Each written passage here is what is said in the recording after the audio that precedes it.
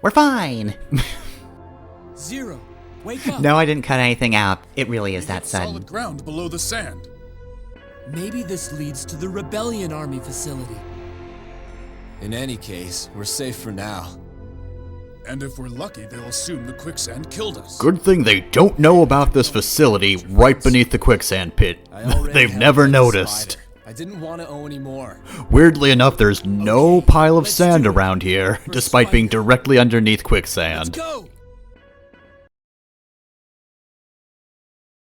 Well, as it turned out, we would have been more screwed if Firm hadn't come out of nowhere, because we couldn't get into the base, because the door was locked. However, we just kind of fell down in here.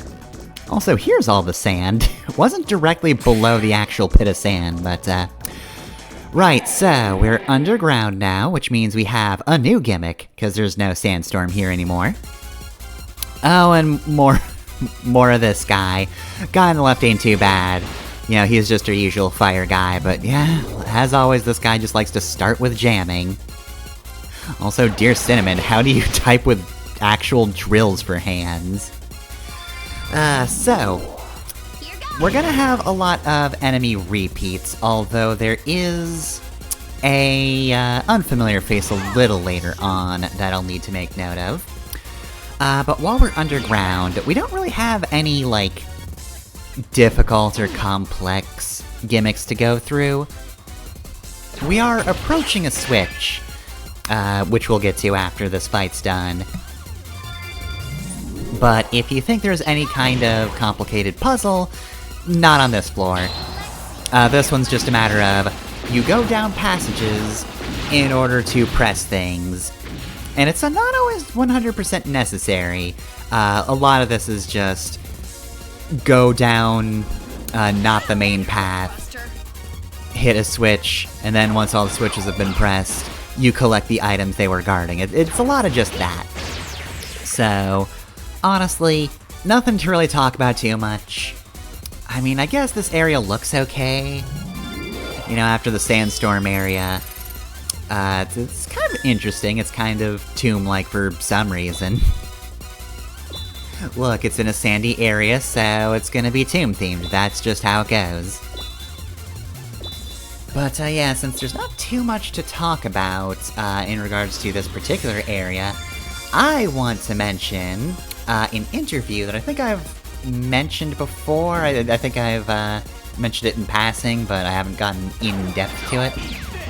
So, there was actually a, Mega Man X Command Mission, Writer's Bible, which, yeah, obviously there have been the complete works, but I did not know that Command Mission got its own specific book. I thought it was just, you know, bundled with the other Mega Man X stuff in complete works, but yeah, no, there is a specific thing. Apparently it can't be uploaded in its entirety or Capcom gets mad, from what I can tell, but, somebody did put up a developer interview that was in that book, and I find that pretty interesting, so yeah, this is up on Rockman-Corner. It is the 2004 developer interview. And I would like to say you should just go read it right now, but if you're not familiar with the story, don't do that yet. It does touch upon some spoilers later on in the interview, though. I'm mentioning it now, so you can probably tell it's not all that. There is some stuff that I can mention before it actually happens. But yeah, overall, I think it's a pretty interesting interview. The devs are mostly pretty creative. Get to that in a sec, but I do really like that it opens right up by discussing how they really tried to capture the action game feel. They specifically mention, you know, not wanting to mess up the tempo of the other X games when translating it into an RPG, which is like, yeah, no, that is a really solid kind of thought process for that, because, well, I mean, I don't think this is a complex issue, but genres are much different. They have different needs. You do different things in them, so just taking a game into a different genre might not necessarily work. But it seemed like they were really mindful of getting that down. So, that is in part what inspired the, apparently it's called cross orders or X orders. So, I've not called them that, and I probably won't start. I just call it turn order. But yeah, just the idea of knowing when everybody is going to move does really kind of speed things up, because you know when your enemy is going to move, you know when you're going to move, so on and so forth. And like, yeah, no, that makes sense. That is probably one of the big reasons why this does feel like a relatively fast-paced RPG. Apparently, also, one of the devs, Tagawa, was inspired by Whack-A-Mole, which I don't 100% understand, but okay. You know what? Sure. Creativity and inspiration can really be anything ever. Honestly, there's no true method to madness, so yeah, you know what? If you saw Whack-A-Mole and were like, I'm gonna basically make the thing Final Fantasy X does. I'm gonna just do turn orders that are visible to the player. Sure. Go right ahead, it was a good idea. I don't understand the line between point A and B, but whatever, that's on Tagawa. They also delve into the hyper mode, which, boy, they also had a bad initial idea that was eventually changed. Though I kind of get where it's coming from. Hyper mode was initially supposed to be an X and Zero thing, because, you know, it's really supposed to be more of a reference to, like, the armors. I mean, literally, Zero has Black Suit Zero as his hyper mode alt, so I kinda get where they're coming from, though. Axel also had an alternate form in X8. I never see it ever. I never see anybody use White Axel. I've really not seen him in action. But he does exist, you can't deny that. But yeah, that was the initial thought was just it's an X and Zero thing. They do mention it gets a little bit unbalanced, because, you know, everybody has a hyper mode. But it's fine. And yeah, no, I think that's a better decision overall. And quite frankly, this is a single-player game, so my personal opinion is I think that's fine. I think it should be a little unbalanced. Like, I've seen people try to rank characters, and I get that to a certain extent. You know, if somebody asks, like, hey, I'm new to this game, who should I play as? You know, you probably have your own ideas. You're inevitably going to favor somebody over somebody else. But yeah, I've seen so many people be like, this character's garbage. And it's like, what the fuck are you talking about? This isn't a fighting game, there's no meta. You use whoever works. Like, I've seen people write off Axel, and it's like, what the fuck? Why? Why would you do that? DNA change is so good. People have written off Massimo, which is a really bad idea, and we haven't even seen why yet. But I genuinely don't understand why you would try to rank characters. Again, like, if you have a personal preference, that's fine, but I don't think there's any character in this game that's truly garbage. Again, as I've said before, when we get to the super bosses, there's definitely gonna be a bit more of a narrow range of who's usable where, but, like, I don't think it's as harsh as one might expect. And again, you don't need fighting game tier lists. It's so unnecessary. Just stick with who you like and you'll be fine. But anyway, yeah, they did also mention the thing I like about Marino, which is when you use her eventually, she just takes over X orders. I don't think Marino's, like, super picked just because, you know, she can be a little weak, but you can't deny the power of just dominating the entire turn order. They also mentioned that that they compare the hyper mode to bombs in shmups, which also pretty cool. I do really like the their comparisons. I think this is a team that has you know, a good amount of knowledge about genre and other games and kind of how to play with concepts. And what do you know? I scrolled down to the point where I think they're less creative. Interview also mentions that this game has relatively the most female characters in the whole series, which is a correct statement, but may I point out, in terms of playable female characters, there are 2. Which, actually, I know it's not the main game, but technically speaking, X8 does actually beat that out. Like, you can play as all 3 of the navigators. So, yeah, that game actually has 3 playable female characters. But yeah, the reason I say that, they're perhaps a little uncreative is, mentioned that the series had a strong dudes-only vibe, but then they also mentioned how weird it would be if there was a male healer, and it's like, man, you guys are so knowledgeable about genre, it's fucking buck wild that, like, gender roles throw you off.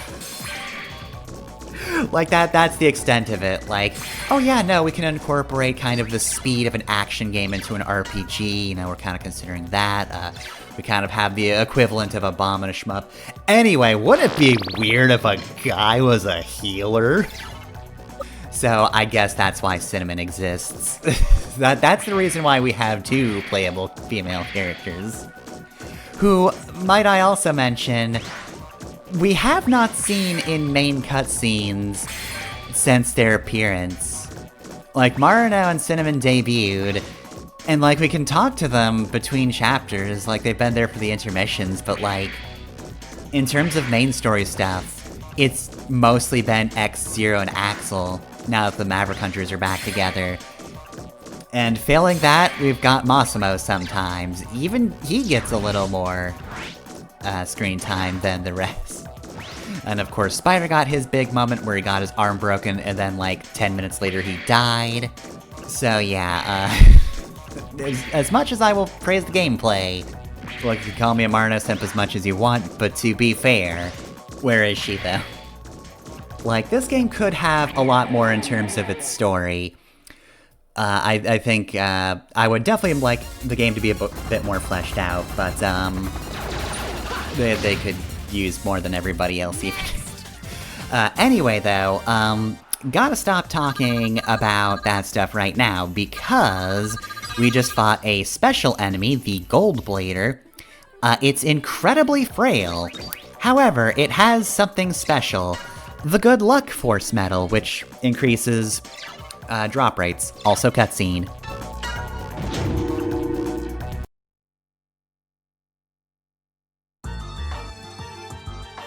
Aha! X, what are you doing here?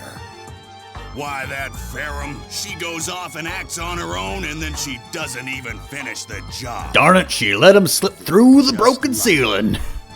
Ferrum is not to blame. It's your fault for not fixing the goddamn ceiling.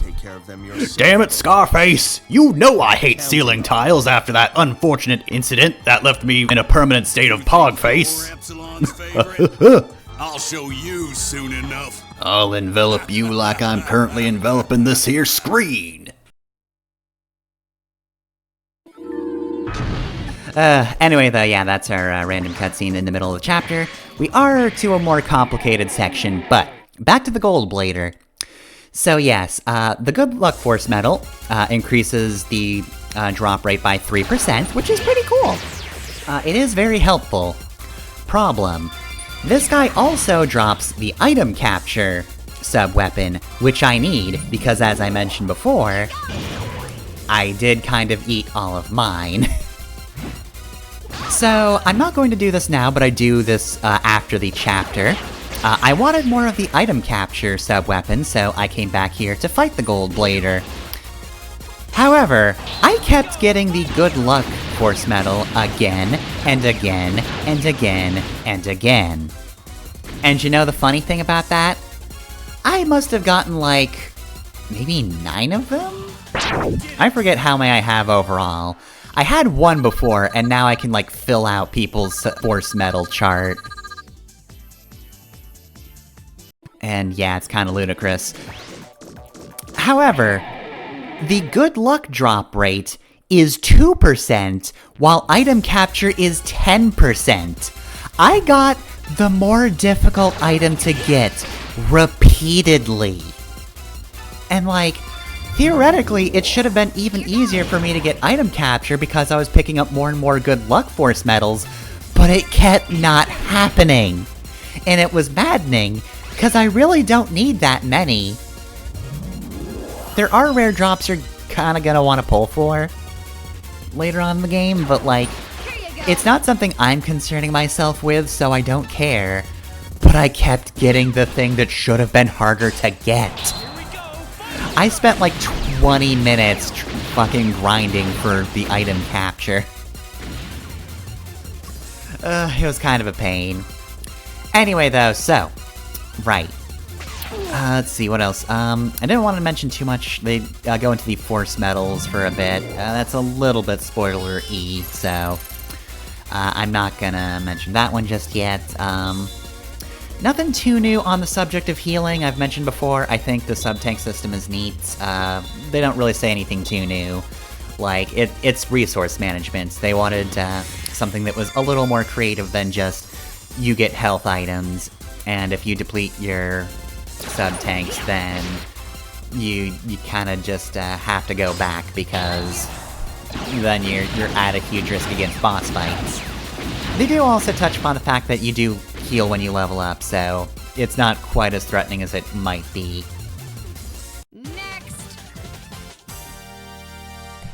Next one I want to mention, though, amongst other things, there is talk of the action trigger stuff, which is, not too bad. They also, mention action triggers are based on kind of the personality or the vibes of the character. That's cool. They specifically mention the final strikes are inspired by Sentai, because you have 7 companions, so like, you just combine your attacks into a finishing move.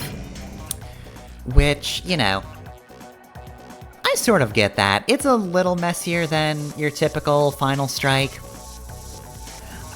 Look, I still don't want this game to look different, but if they were to ever do, like, a new Mega Man X Command mission, I would be curious if they'd go the Super Mario RPG route, where, like, each set of characters has, like, their own iteration of the super move.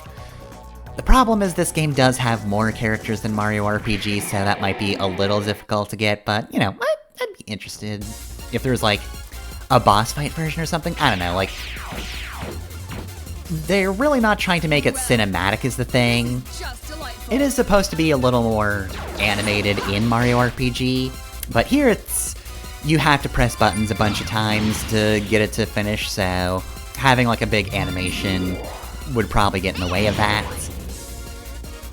Like, the number of hits you do does actually have a gameplay purpose. As I mentioned before, if you've gotten Final Strike, it's highly unlikely that it'll fail to kill the enemy, unless you out and out don't target them, when, there's more than one.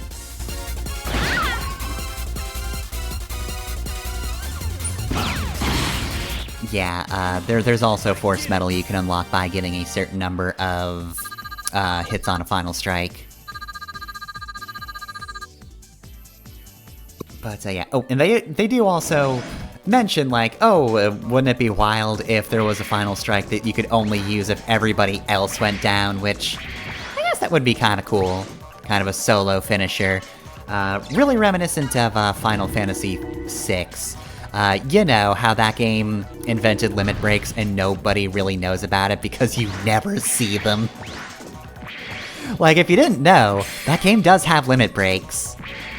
But, like, they are so specific. You have to really be on death's door in a way you probably won't be in Final Fantasy VI, because it's not the most difficult game.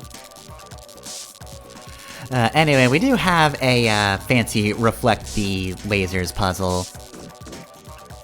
It's basically just, you have to set up the lasers downstairs in a certain way, and once you destroy the circuit box, then stuff up here will be unlocked.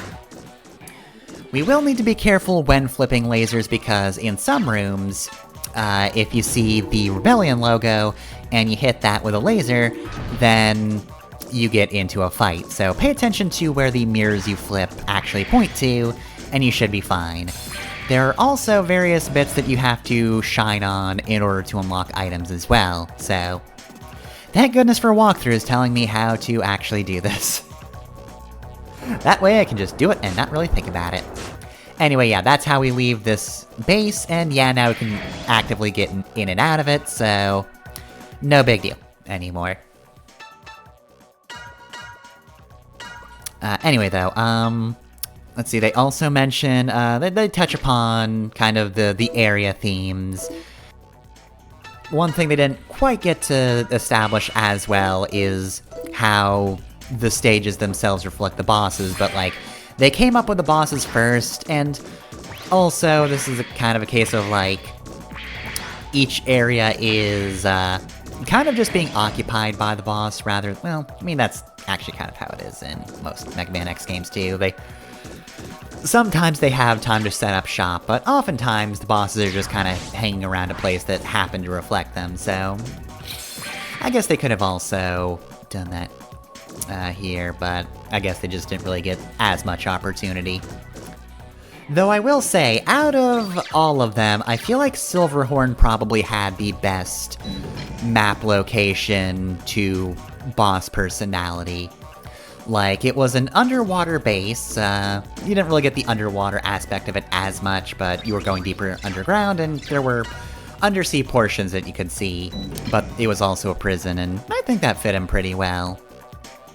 Definitely did a good job kind of adhering to the prison Warren character he was.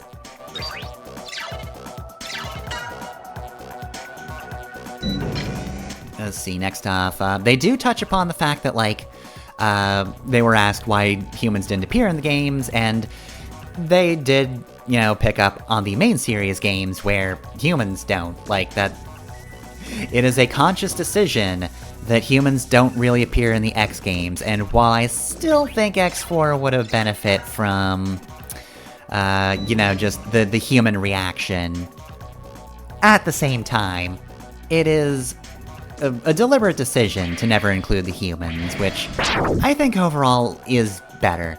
I think the X series specifically, its biggest focus should really be just Reploids having to fight Reploids. Like, they're doing this at the behest of humans, but it's all about them. That sort of thing. Like, yeah, that's kind of a huge point of the series. So, I'm glad this team did make note of that, and they kept to that. But they did also mention how, just basically everybody just evacuated when the rebellion started, and you can only see the remnants of them. They just had to get the fuck out of there and just leave their houseplants behind.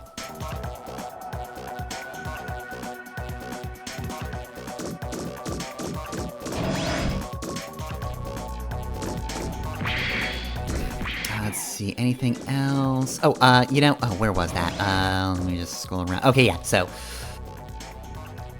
they did mention X as a character in this game, and they specifically mention how X is a character who's been full of doubts, and had we kept him like that, he would have been perceived as a weak character due to him having too many strong companions, which I wish they didn't have to go with that, but they're probably correct.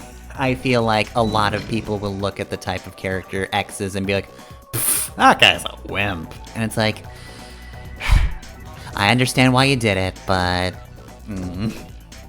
still, though, they mentioned that they had to have him be a very expressive character, you know, he has to...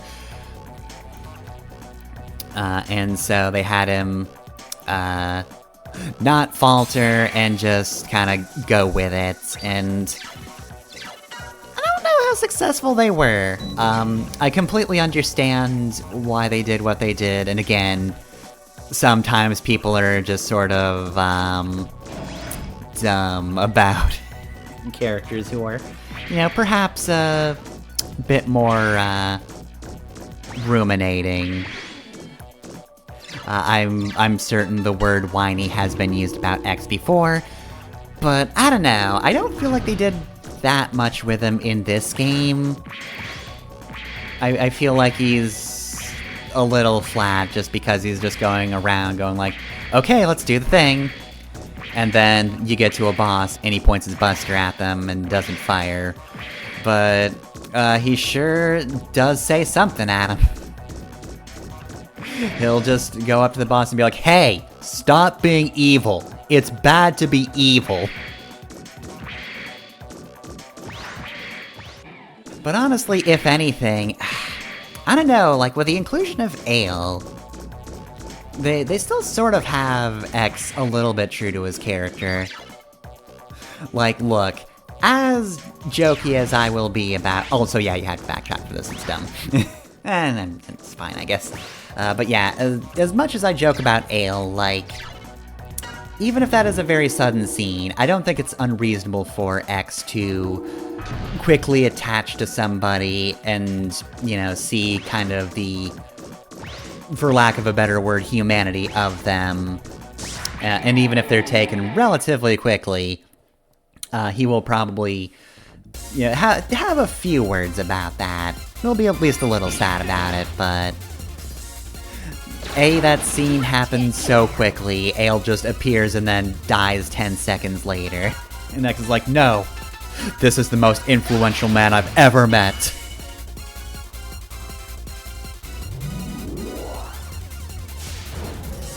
But yeah, like, other than that, X is a little too straightforward. So, again, I get why they made the decision, but I don't think they really made it up for that much. And I don't know, even if I do understand the decision, I think overall, I probably would have liked a more contemplative character in this game.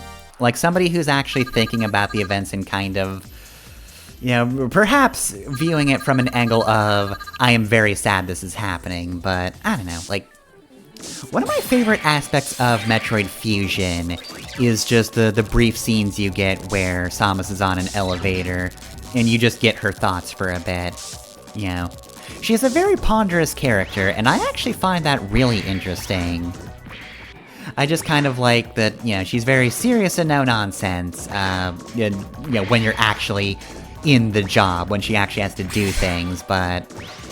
you know, in those brief moments of silence, she just sort of thinks back, and she's fairly straightforward in that role, but I think she's interesting in it as well, and I don't know, I feel like making X a bit more contemplative would have kind of been the edge you needed.